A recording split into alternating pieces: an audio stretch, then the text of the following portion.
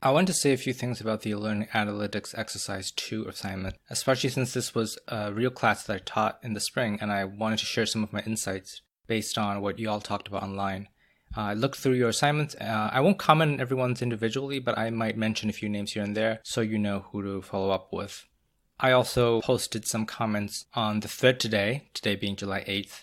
Also, if you go to the forum and change the way it's displayed from nested to threaded, you might have an easier time following the conversation. Mine was set at nested before, and I don't know if that was the default, but I found it a bit hard to follow when it's displayed as nested, so that might be something you want to try. So anyway, about the exercise. First, I should say that the main point of these exercises is for you to play around with Tableau and Tableau Prep, the interface, what they can do, how to create data and dashboards. I thought it was great to see some of you do that and others commenting and saying you learned something new. I think it helps that you all were using the same data set. And I only wish I asked you to use the same aliases just because it would be easy to talk about them and compare them. But that's okay. I think that's something that we'll do next time we teach this class. Second, I want to note that this course, the course that you got the data from, wasn't optimized for learning analytics, which is an interesting thing to think about. I don't know if any of you noticed at the beginning of this course, this present course, but we, mostly Matt, had to redesign the layout of the course to make it more suited for learning analytics. Otherwise, you'd have pages like the landing page in the sample course that had way more hits than everything else, and that skewed some of the data, as some of you found.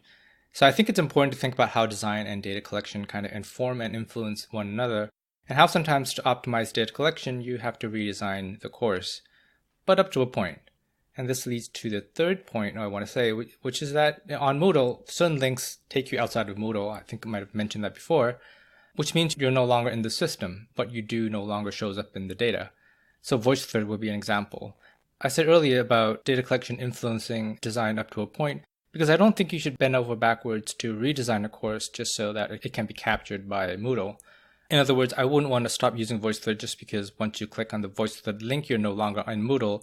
It would be nice if that data can be retained somehow, but if it can't, then that's fine, because the interaction is a lot more important than whether that data is captured, in my view anyway. So it's important to think about your priorities, especially if you're in a position of changing a design like that.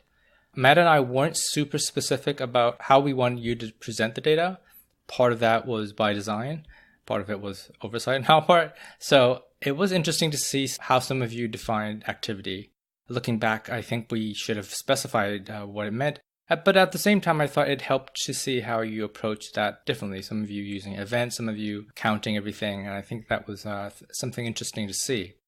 Let me talk a little bit more about the analyses, because I think it's hard to look at your Tableau workbooks alone without your analysis, your written part on the forum, to know what you made of the data.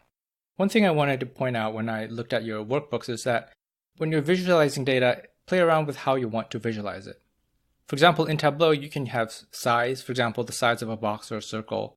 Then you can have colors to show range, like what Christopher did in screencast. And you have a choice between bars and lines and so forth.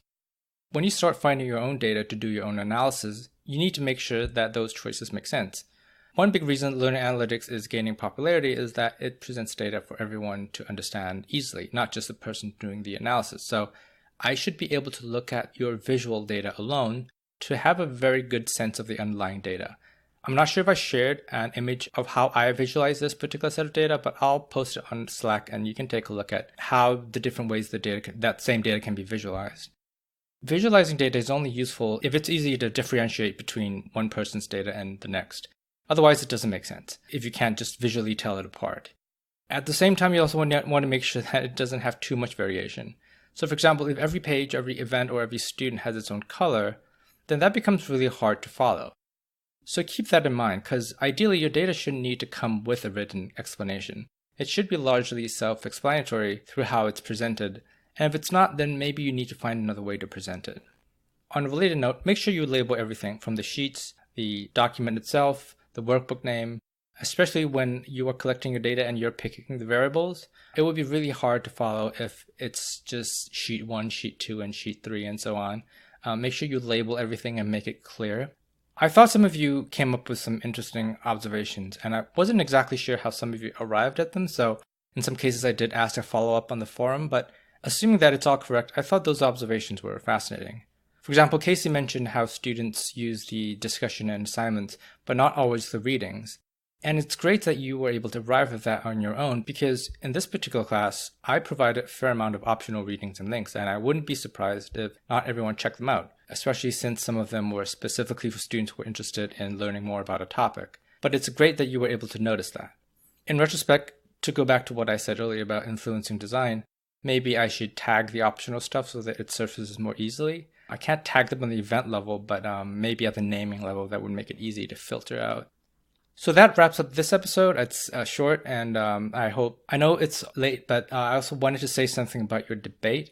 Matt and I actually haven't had a chance to talk about it face to face, or just even by video in person after the debate ended. So maybe we'll follow up with something soon.